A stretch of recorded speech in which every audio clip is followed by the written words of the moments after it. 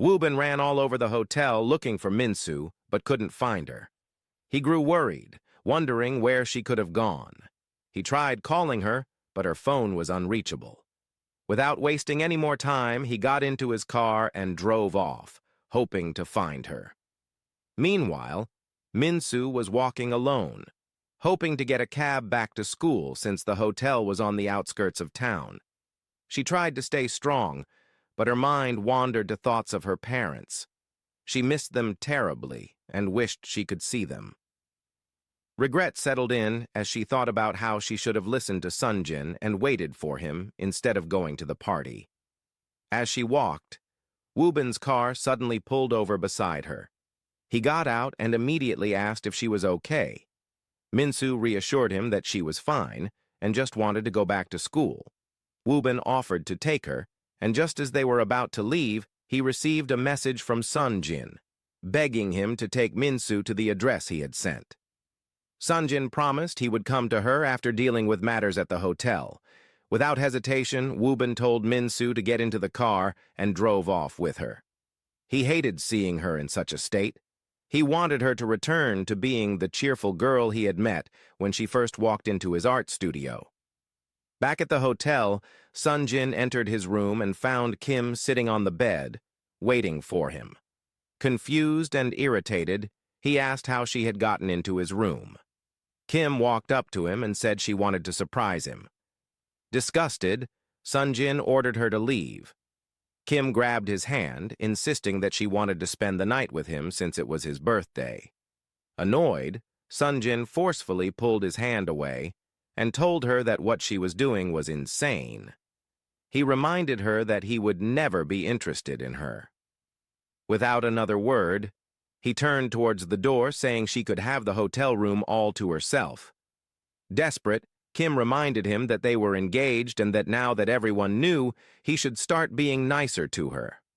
Sunjin laughed coldly, telling her he didn't recall ever kneeling down and putting a ring on her finger. If she wanted to be with someone she was engaged to, she should go talk to his father, who had arranged the engagement behind his back without his knowledge. With that, he reached for the door. Kim, visibly upset, demanded to know where he was going. Sunjin turned to her and, without hesitation, told her he was going to see his woman. Without another word, he walked out, leaving Kim standing there in a fit of rage. Woo-bin arrived at a condo just outside town with Minsu. As they walked towards the entrance, he explained that Sunjin had asked him to bring her there. Once inside, Woo-bin looked at her and asked if she was okay. Minsu nodded and assured him she was fine. He reminded her that she could talk to him about anything without fear of judgment. Minsu smiled and thanked him, before excusing herself to take a shower and get changed. As she walked away, Woo-bin watched her, his concern growing deeper. While waiting for her in the living room, Woo-bin noticed how exhausted she looked when she finally returned. As she sat down, he handed her a bowl of noodles, apologizing that it was the only thing he could find in the kitchen. Minsu thanked him and started eating. Hoping to distract her from her troubles, Woo-bin asked if she had ever tried looking for her biological parents. Minsu, without hesitation, told him she had no desire to do that because the parents she had now were her real parents. Woo-bin smiled and told her she was a good daughter.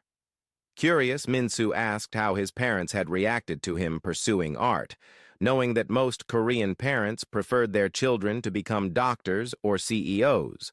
Woo-bin chuckled and confidently replied that, as a boy, he did whatever he wanted, and nobody could tell him otherwise. Minsu jokingly suggested that he should teach Sunjin that kind of spirit. Woo-bin shook his head and told her that Sunjin wasn't that type of person. They sat there chatting for hours until it was late. Eventually, Minsu retired to bed. As she slept peacefully, Woo-bin stood by, admiring how calm she looked, hoping she wasn't dwelling too much on what had happened. He sighed and made his way downstairs, only to be met by Sunjin, who had just arrived. Sunjin immediately asked where Minsu was, and if she was okay. Woo-bin told him she was asleep. As Sunjin hurried towards the stairs to check on her, Woo-bin stopped him, warning him not to wake her. Sunjin, surprised, turned to him and firmly stated that Minsu was his woman and that he was going to see her regardless. Looking at him seriously, Woobin told him that if he considered her his woman that much, he needed to do a better job of protecting her. He pointed out how Sunjin had stood by and allowed people to humiliate Minsu, even going so far as to let his engagement to Kim be announced in front of her. Sunjin, feeling defensive, explained that he had no idea the engagement announcement would happen and that he had been just as shocked to see Minsu at the party. He assured Woobin that he was doing everything he could to protect her. Woobin stepped closer, his gaze sharp. If Sunjin was truly protecting Minsu, he wouldn't just stand there while his father treated her so terribly. He told him outright that he wasn't ready to have Minsu in his life and that if he wasn't willing to step up, he should let her go. Sunjin was taken aback by Woobin's words. He stared at his friend, wondering what had gotten into him. Frustrated, he told Woobin that he was doing his best, juggling the trauma of his brother's death while trying to be with Minsu. Woobin didn't back down.